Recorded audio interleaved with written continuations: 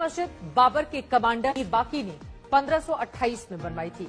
ये बात पक्षकारों ने भी माना और सुप्रीम कोर्ट के फैसले में भी ये बात मानी गई है। दूसरी बात, मुस्लिमों ने सबूत दिए कि 1857 से 1949 तक मस्जिद का मुख्य और अंदरूनी हिस्सा उनके कब्जे और इस्तेमाल में रहा, तो जमीन दूसरे पक्ष को कैसे दिया।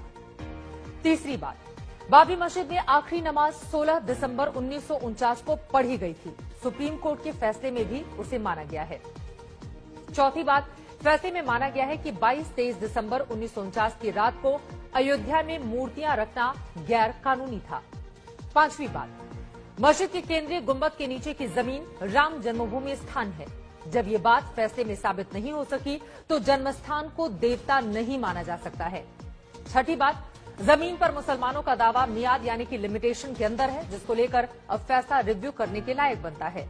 सातवीं बात जो कही गई, महत्वपूर्ण बात, सुप्रीम कोर्ट ने फैसले में ये भी राय दी है कि 6 दिसंबर 1992 को मस्जिद गिराए जाने का काम गैर कानूनी, गैर संवैधानिक था। आठवीं बात, हिंदू सैकड़ों साल से पूजा करते रहे हैं, इस आधार पर पूरी इमारत की जमीन रामलला विराजमान को कैसे दी जा सकती है। नौवीं बात, अनुच्छेद 142 का इस्तेमाल करते हुए सुप्रीम कोर्ट ने इस बात पर विचार क्यों नहीं किया कि वक्फ एक्ट के मुताबिक मस्जिद की जमीन को एक्सचेंज या ट्रांसफर नहीं किया जा सकता है। वहीं 10वीं बात, सुप्रीम कोर्ट के फैसले में माना गया कि मंदिर को तोड़कर मस्जिद नहीं बनाई गई। कोर्ट के पूर्व जज ए.के. गांगुली ने कहा कि अयोध्या पर सुप्रीम कोर्ट के फैसले ने उनके दिमाग में शक पैदा किया है। क्या कहा पूर्व जज गांगुली ने? सुप्रीम कोर्ट से रिटायर्ड जज गांगुली ने फैसले में संविधान की भूमिका पर कई बातें कही हैं। गांगुली ने कहा कि सुप्रीम कोर्ट के फैसले के अनुसार वहां एक मंदिर बनेगा। इस फैसले ने मेरे मन में एक शक पैदा किया है। संविधान के एक स्टूडेंट के तौर पर मुझे इसे स्वीकार करने में थोड़ी दिक्कत हो रही है। 1856-1857 में भले नमाज पढ़ने के लिए सबूत ना मिले हों, लेकिन 1949 से यहां नमाज पढ़ी गई है, इस बात का सबूत है। हमारा संविधान जब अस्तित्व में आया तो नमाज यहां पढ़ी जा रही थी, एक वैसी जगह जहां नमाज पढ़ी गई, और अगर उस जगह पर एक मस्जिद थी तो फिर अल्पसंख्यकों को अधिकार है कि वो अपनी धार्मिक स्वतंत्रता का बचाव करें। संविधान में लोगों को इसका मौलिक अधिकार मिला हुआ है।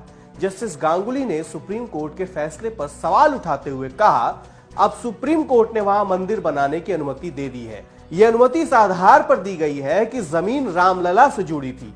सदियों पहले जमीन पर मालिकाना हक किसका था, क्या इसे सुप्रीम कोर्ट तय करेगा? सुप्रीम कोर्ट क्या इस बात को भूल जाएगा कि जब संविधान आया तो वहां एक मस्जिद थी? संविधान में प्रावधान है और सुप्रीम कोर्ट की जिम्मेदारी है कि वो उसकी रक्षा करे। क्या है सुप्रीम कोर्ट की जिम्मेदारी? Retired justice A K. गांगुली ने यह बताया, संविधान के अस्तित्व में आने से पहले वहां क्या था, यह तय करना सुप्रीम कोर्ट की जिम्मेदारी नहीं है। उस समय भारत कोई लोकतांत्रिक गणतंत्र नहीं था। वहां मस्जिद थी या मंदिर था या बौद्ध स्तूप था या चर्च था। अगर इसका फैसला करने बैठेंगे तो कई मंदिर, मस्जिद और दूसरी तरह की संरचनाओं को तोड़ना पड़ेगा। हम पौराणिक तथ्यों के बिना पर आगे नहीं बढ़ सकते। इतिहास को दोबारा गढ़ना कोर्ट का काम नहीं है। 5 सदी पहले वहां क्या था, यह अदालत को मालूम नहीं हो सकता है। कोर्ट को कहना चाहिए कि वहां एक मस्जिद थी, और यह ऐतिहासिक सबूतों पर निर्भर तथ्य भर नहीं होता। मस्जिद को तो सबने देखा था, जो स्थिति थी उसी को बहाल किया जाना चाहिए था। अगर उन्हें मस्जिद का अधिकार नहीं है तो फिर आप सरकार को मस्जिद के लिए 5 एकड़ जमीन देने का आदेश कैसे दे सकते हैं, जबकि आपने तो माना था कि मस्जिद का विध्वंस ठीक नहीं था। गांगुली के हिसाब से क्या होता सही फैसला? रिटायर्ड जस्टिस गांगुली ने बताया कि सही फैसला उनके हिसाब से क्या होता। गांगुली ने कहा, मैं 2 में से कोई एक फैसला लेता। या तो मैं उस क्षेत्र में मस्जिद को दोबारा बनाए जाने को कहता, या अगर जगह विवादित है तो मैं कहता कि वहां न तो मस्जिद बनेगी और न ही मंदिर बनेगा। आप वहां कोई अस्पताल या स्कूल बना सकते हैं। मंदिर और मस्जिद दूसरे इलाकों में बनाने को कहा जा सकता था। जमीन हिंदुओं को नहीं दी जा सकती, यह विश्व हिंदू परिषद या बजरंग दल का दावा था। ऐसे में तो वो किसी भी मस्जिद को गिरा सकते हैं। पहले उन्हें सरकार से समर्थन मिल रहा था, अब न्यायपालिका से मिल रहा है। मैं बहुत चिंतित हूं। बहुत से लोग इस बात को इतने साफ ढंग से नहीं कहेंगे। कौन है ये रिटायर्ड जस्टिस अशोक कुमार गांगुली? 1972 में कलकत्ता हाईकोर्ट से वकालत की शुरुआत करने वाले अशोक कुमार गांगुली कलकत्ता हाईकोर्ट में ही जज रहे। वहां से बतौर जज पटना हाईकोर्ट पहुंचे। 2 बार कलकत्ता हाईकोर्ट के कार्यकारी चीफ जस्टिस भी रहे। 2007 में चीफ जस्टिस ऑफ उड़ीसा हुए। उसके अगले साल 2008 में मद्रास हाईकोर्ट के चीफ जस्टिस बनाए गए। दिसंबर 2008 में जस्टिस गांगुली बतौर जज सुप्रीम कोर्ट आ गए। वहां से फरवरी 2012 में रिटायर हो गए।